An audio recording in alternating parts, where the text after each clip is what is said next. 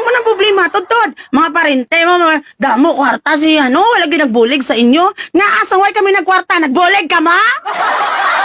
Wala.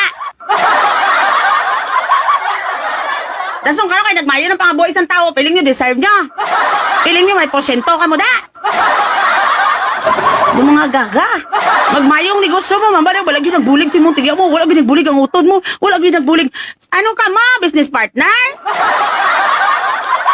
Ang parente nyo sa kung nag-abroad, kung makalibak ka mo nga, hindi mo nagyapon kalakat, pilingon ng bisusa. Karon kaya ito na sa abroad, mag-PMPM na tayo, wala gitada. Dasan magpuli, mambal, ala grabe, nagpuli si wala siya kwarta. Wala ginaghatag sa amon. Anong responsibilidad sa inyo sa mga parente nyo? Wala!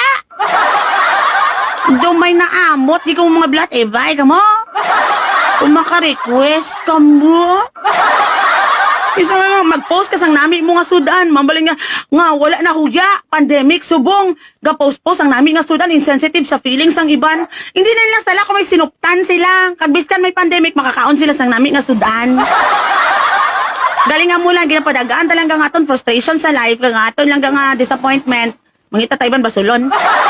Ay, pigado kita.